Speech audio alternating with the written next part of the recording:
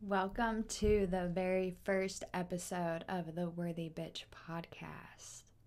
Woohoo! I am so happy you are here, and I just want to take a moment to commend you for being here and showing up for yourself in such a profound way. And this podcast is definitely not for the faint of heart, and it's not for the easily offended. I will tell you that. We are here to face our demons, however they choose to show up, and we turn them into our best friends by learning from our shadow side in order to see our self-worth so we can start living life on purpose. So what started my Worthy Bitch journey? That would probably have to be hitting rock bottom emotionally and losing all hope in life because I had unknowingly become a victim of my emotions. Can anybody else relate? Yeah, I know. We are not usually taught about emotional intelligence in school, so we never learn how to handle our own emotions, and then they eventually begin to rule our lives, which is definitely an undesirable side effect of not having the education that we need when it comes to our emotions. But let's take it all the way back to the beginning of my story so that you can know that you are not alone no matter how lost you feel. I have felt so lost, broken down, completely hopeless, and I will let you know that it doesn't have to end there. Okay, let's dive in. So I grew up surrounded by chaotic situations and experiences, always struggling to fully understand the things that I would see and hear, and the lack of correlation between what I experienced and the things I was being told about those experiences. Due to having no control over what was happening, which is no different from most kids, I decided to just accept it for what it was, seeing it as unchangeable. Well, simply because for me, it was. And through this decision, I learned how to be a pleaser. Can anybody relate? Do you know what it's like to be a pleaser, a people pleaser? Denying my own needs and desires in order to play my role as a good daughter. Polite, dependable, loyal. This denial extended to my emotions as well, classifying them as bad or wrong or an inconvenience more than anything, really. They got in the way of my role. They were not in sync, so I hushed them up. They definitely did not serve the mission I was out to do, which was be perfect, really. And let's be honest, I'm sure several people can relate to the fact that as women, we expect ourselves to be perfect while knowing that it's not possible. And I was telling myself that emotions were just unnecessary to begin with, or in general at all. I saw no need for them. After all, I had come to realize that they only seemed to make things appear to be worse. I mean, I thought I had a good thing going by ignoring them as much as I could, until I couldn't anymore. Because I was not honoring myself and my emotions, they began getting louder and stronger and more intense. And I would suppress so much that I would eventually explode and end up saying and doing things that I did not mean and would later regret. All of this by the age of 8. Mind you, I remember this very distinctly. My first memories are from the age of 3, so these are very, very clear memories in my mind from then on. A pattern of this nature would continue to shape my emotional life for the next 15 years or so, until it would prove to take over my life altogether. I hit a point where I could no longer suppress what had been so desperate to be seen for so many years. I could no longer pretend that the emotions I had been carrying inside were not there. I had pushed them down for so long that it was full up and there was no more room to push things down. Do you think that meant that I just stopped having things to push down? No, definitely not. But since there was no room to push down anymore, and trust me, I tried my hardest, but every time I pushed, it would just ooze a bunch of old stuff that I had saved, pushed down before, and it would just be uncontrollable everywhere. And then I would find myself in a puddle of tears, hyperventilating, and on the verge of a panic attack. And in my mind, this was all happening just because I dropped my last piece of gum on the floor or couldn't decide whether I needed to wear long sleeves or short. Yeah, I know. So stupid, right? I mean, who has a complete breakdown over something so minute and seemingly meaningless? This chick. The one who never learned how to feel as a child. The girl who told herself since day one that her feelings were stupid and pointless and to suck that shit up quick because there is no time for nonsense like that. I felt like a crazy person. Sad, right? Yeah. It was really sad, but it was also necessary for my life. Yes, it was wrong of me to suppress for so long and for so many things that I did not even know better. You know, I had no idea that I was doing something that was harming myself. I thought I was bettering myself, to be honest. I did not have the tools I needed to learn how to handle myself at the time. And being an intense empath did not help matters because it was unknown to me that at that time, a lot of what I was feeling wasn't even mine. I still experience this today, and I expect to for my entire life, but I have a lot easier time discerning which emotions are mine and which ones I am picking up on from other people, which is actually one of my greatest gifts that I have come to learn, which used to be one of my biggest hindrances as a child and for the majority of my life, because I didn't learn that I was such an intense empath until I was probably about 25 years old. But through the inability to continue to suppress, I was forced to learn to deal. I was forced to look at everything that I had been pushing down for so long. Like, what's up, emotions? How you been on my life? I've been trying to forget you exist, but I guess it's time to catch up. Now it's time to do the work. And I'm not talking about like WORK. I'm talking about Beyonce style work, work, work, work, work, work. They see me, I be You know what I'm saying? But first, it would get worse. A lot worse before it would get any better, of course. That's the way life has to go, right? I tried to escape for a while through drugs and alcohol and friends and places and things and just anything I could think of, really. Absorbing myself into losing myself and everything that was outside of myself. I would quickly learn that this was obviously not the answer to my ever-growing issues. Eventually, I would become so broken that I began to hate myself and my existence.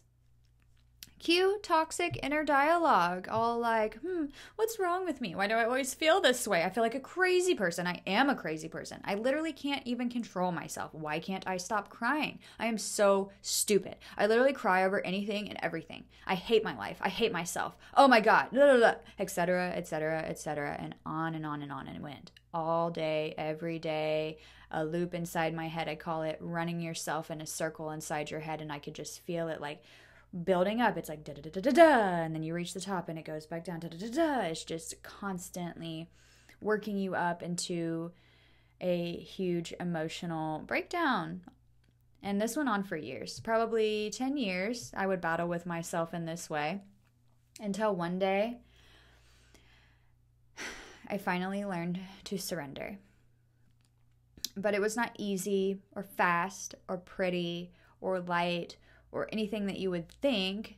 I mean, I didn't hear angels singing or see rainbows all over the sky while I was dancing in the street to a Vanessa Carlton comeback song, like, making my way downtown, walking fast, faces passing homebound, do-do-do-do-do-do. Yeah, I wish it was like that, right? But transformation doesn't come in on a silver platter, all pretty wrapped up in a bow, like, oh, I see that you are ready for your awakening now. How nice it is finally here to see you. Please do come sit and open this fancy gift of your new life I have created and wrapped up so nicely for you. What? No, that's not the way it works. Why do we think that when we are on the path of awakening, which most of us don't even realize that we are on, by the way, until we have walked far enough to look back and be like, whoa, did you see what happened back there? I mean, that shit was nuts, right, bro? What? Did you see that? I can't believe I made it out of alive, honestly. But why do we think that we would just wake up one day, awakened, and ready to step into our new lives of peace and tranquility, and everything's just going to be love and light? I mean, who decided that that's what awakening is supposed to look like in the first place? My guess is that it is someone who hasn't actually experienced it for themselves, and they're just making assumptions from the outside looking in. Like, oh, that person, they look like they have their shit together. They must have just always had an easy life. And I don't know about you, but I cannot tell the temperature of someone else's home by looking through their window. From my own window, like across the street, which is what that's like, trying to look in on somebody else's life and act like you know what they're going through or what they've been through or anything. No, it's not possible, right? So I learned to burn like a phoenix. I learned to feel. I learned to heal myself.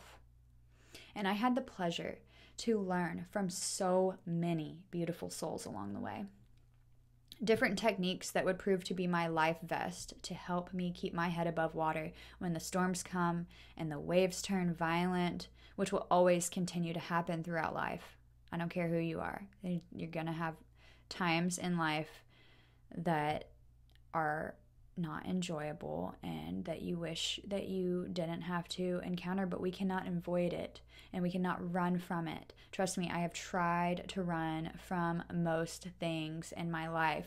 That was my go-to reaction for years. Anytime things got uncomfortable, I would just hit the road, Jack, like, don't you come back. I had no regrets. I was just ready to go, but I was just literally bypassing my own evolution. I learned to stop reacting and start responding, right? Because we don't want to react. We do not want to react the action that has made us feel the way we're feeling in the first place back out into to continue that pattern, right? That's just insanity. If we don't like the way it is, like if somebody cuts us off in traffic or something and they're having road rage, and then all of a sudden we react to them by getting road rage and laying on our horn and then like riding their ass and trying to piss them off just because they pissed us off, what is that doing? You just let them drag you down into the mud with them. That is definitely not the road to your transformation. I will tell you that right now. But recognizing it when you do it, on the other hand, can be step one, right? But I learned to stop being a judge and to start being a healer, a self-healer. I learned that it was up to me to make these changes that would bring joy to my heart and meaning to my life. Nobody else could do these things for me. And it was through countless empty efforts that I learned to stop giving my power to those around me, hoping that they would give me back my joy in exchange. I don't really remember what exactly brought me to yoga. I think I just knew that I needed to do some type of exercise because my despair was starting to show on the outside. You know, when we choose to carry so much baggage, it is bound to get too heavy to carry it all on the inside, if you know what I mean. Plus, I thought all those complicated poses looked pretty, you know? It's like, I could do a handstand. But I was so lazy. I started out with just doing weird little stretches on my floor, watching Netflix, just to move my body a little bit. Then I fell in love, right? Yoga taught me how to feel my own body and to be okay with that. And how through feeling and connecting with the self, we can learn to move the emotions, which are energies in motion. Yeah, we can control that energy that's in motion and move it where we want it to. We move it through ourselves to be seen for what they are, so that they can be learned from and then released and transmuted back into the earth. Through the education of yoga, I was introduced to the ancient wisdom of Ayurveda, the sister science of yoga, where I learned all about the elements of my body and its relation to not only the external world, but also my own personal internal world. learning how everything I choose to do and experience, eat, and bring into my being, as well as the thoughts that I allowed myself to think, were all playing a major role in not only how I viewed the world, but how I portrayed myself and was seen from those around me. Ayurveda showed me the who, what, when, where, and why of life and made me okay with it, granting me the permission to accept and honor myself where I was, all while educating me on how to make the necessary adjustments to access my true potential. Then the icing on that cake was meditation and breath work to deepen that sacred connection between mind, body, spirit, and soul. I eventually decided to expand this education, which took me halfway around the world to Bali. Anybody who's ever been there knows that it is a magical place. And I don't just mean pretty pictures on the beach of what you see on Insta and on the internet. No, it has some serious sacred energy and magic. This would prove to be an insanely great challenge for me, as well as a huge catalyst in my journey of self-healing.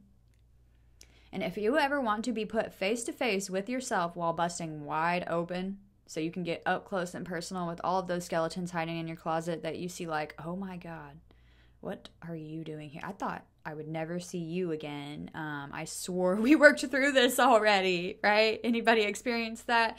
If you want to crack yourself open and heal all of those things that you don't even know are in there anymore, go do an Ayurveda training in Bali, preferably with Jai Wellness. You will never be the same. But then, why would you want to be? I learned to live life on purpose. I remember during my training, I sat for an hour or two crying to Nicole, my instructor, and telling her that I just didn't see any point in living on this planet. What's the point of life? Nothing matters. All we do is try really hard to be the best that we can be and to be successful, or whatever this world says is successful on this planet. And then we're just going to die one day, right? So it really doesn't matter. I've always had this complex in my head that it's like, okay, everything matters and nothing matters. And I just remember her looking at me and saying that, like, once you learn how to tap into yourself, the uncertainty of the why we are here will melt away, because you will know, like, you will innately feel it, right? And I'm still working on that, but I am learning how to do it better and better every single day and living life on purpose, because that is what it's all about. Don't just passively be a character in your life. No, you are the author of your story. And I want to help you learn how to do the same. So join me as we dive into lessons and techniques and stories and practices that will bring us back home to ourselves. It's really so beautiful. And I can't wait to see where we go.